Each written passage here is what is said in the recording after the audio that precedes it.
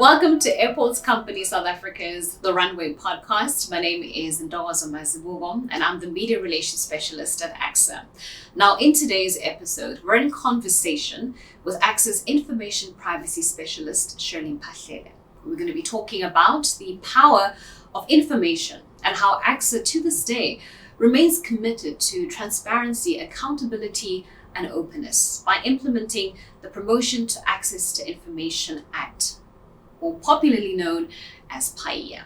So without further ado, let's get into this conversation. And joining me is Information Privacy Specialist, Sherly Mphahlele. Welcome. Thank you so much for joining us on today's podcast. Thank you for having me. I'm happy to be here. I think it's important for us to start right at the beginning and provide for our audience some context, right, for this conversation. In my introduction, I talked about how transparency and accountability and openness, that these principles are the cornerstone of any healthy democracy, and I talked about an informed citizenry. But all of that is given life, in essence, Sherly. It's given life through Section 32 of the Constitution. What role does PAIA, the legislation, what role does it play in bringing life to that? As a background and introduction, Section 32 of the Constitution provides for access to information. And it provides that everyone has a right to access information held by the state, meaning that everyone has a right to access information held by either a public body or a private body. Another purpose of PAIA is that PAIA ensures that public bodies upholds the principle of accountability, transparency, and openness. And it also ensures and promotes public participation. All right, thank you so much for that, because I think it is important for our audience to have the context of PAIA, how it came into existence, and why it even matters for purposes of this conversation. What's interesting about the work that you and your team, Sherly, have done recently is that you obtained or managed to obtain an audit result that came with minor recommendations, which tells us and tells the public that ACSA is doing something right when it comes to compliance with PAIA. How do you manage that? And how do you strike the balance, right, between upholding the right to information from the public, from external and even internal stakeholders, and the right for any organization to keep certain information to themselves, especially in the space that we work in? Aviation is a highly regulated space. There are a lot of security protocols, so confidentiality is key, and this is for any organization. How do you strike that balance in the work that you do while still being able to obtain such positive results? Okay. So for us to obtain positive results, and I'm going to go back to basics. Mm-hmm. The first thing that we did intentionally was to dedicate time to ensure that we review, we unpack, and we analyze PAIA as a legislation.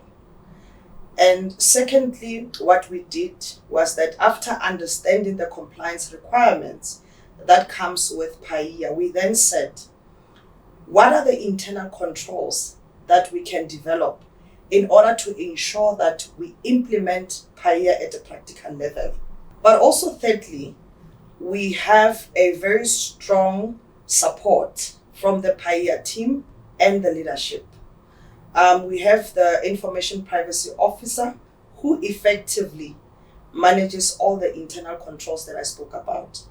We also have the Group Manager, Legal Information and Privacy, who give us an unwavering support at all times.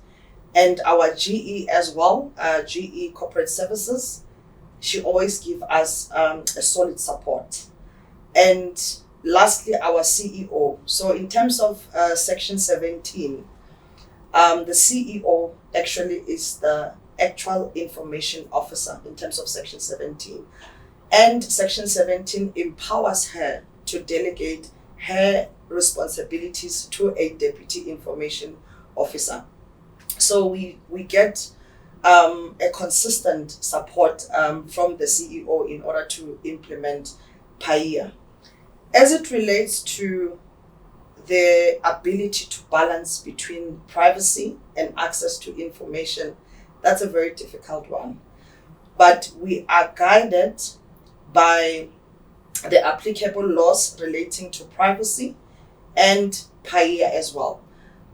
In terms of the Protection of Personal Information Act, so the Protection of Personal Information Act, it stipulates what is regarded as personal information.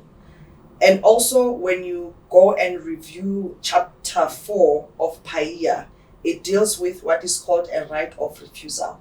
So Chapter 4 unpacks in the type of information that you might not be able to provide access to when there is a request.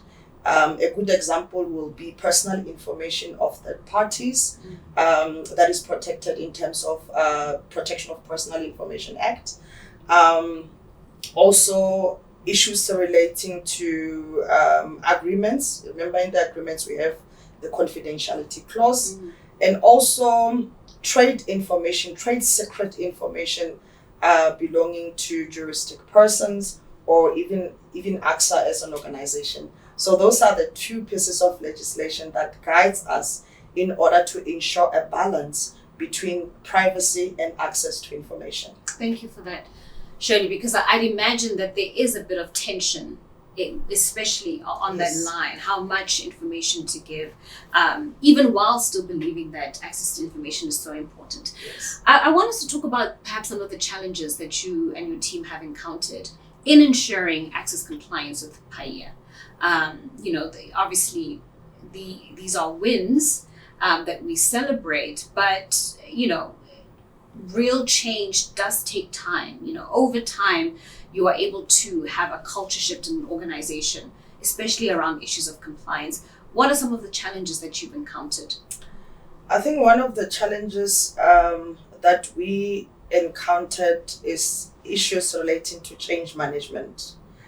I think in the beginning, when we started implementing PAIA, there was a lot of change management that we had to implement, because it's just so unbelievable to think that there is an act like Promotion of Access to Information Act that allows the public to access information. But how we were able to address that, it was to ensure that we strengthen PAIA awareness and campaigns. Coming back now to ACSA, the organization, how do we go about implementing PAIA? For our audience's sake, ACSA manages 9 major airports across the country. Those are massive operations. How are we ensuring on a day-to-day basis that we remain compliant with PAIA? So how we implement PAIA within the organization is that we have developed a formal, structured PAIA framework. The framework includes the following: development of PAIA manual, and the PAIA manual deals with how to request information and who to request the information from within the organization. It also deals with what kind of information does ACSA hold. Furthermore, it also provides for external remedies in case the requester is not happy with the PAIA decision by the organization. Secondly, we maintain a very good record management practices.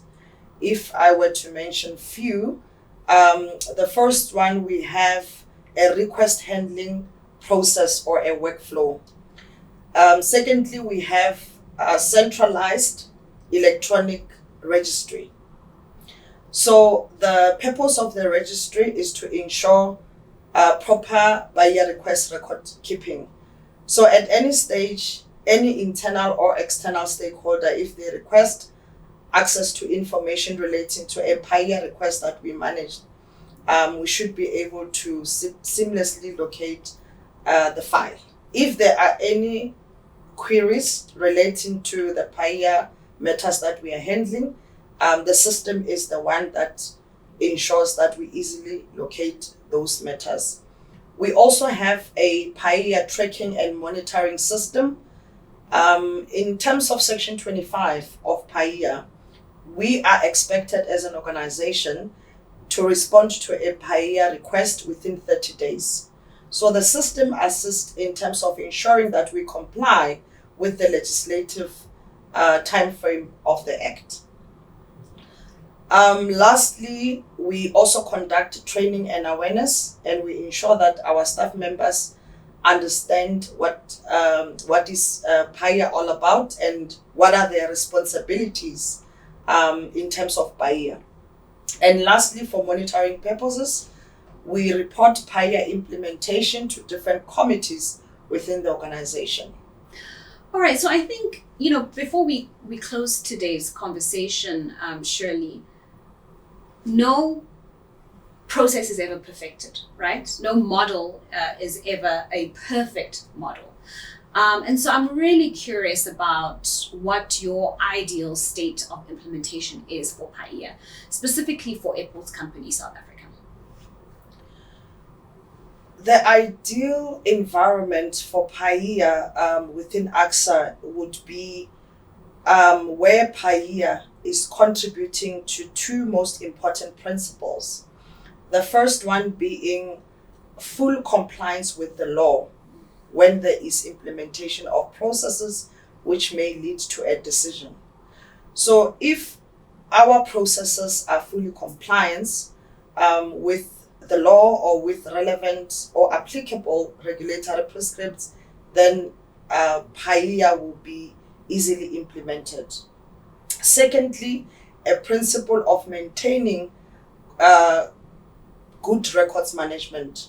So if we maintain good records management principle, we should be able to access and locate information whenever there are requests. So if those two principles, we are able to uphold them, then there will be that culture shift. And together we can make access to information as a powerful tool for change. And as Kofi Annan has once said, knowledge is power, information is liberating. So access to information is the power that people have. And as institutions, we must do everything in our power to protect that right. Absolutely.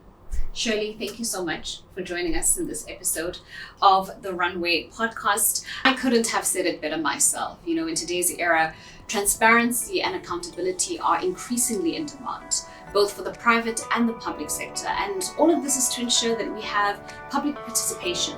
We have an informed citizenry. And I hope that this episode has showcased, at least to you, our audience, how ACSA plays its role in that.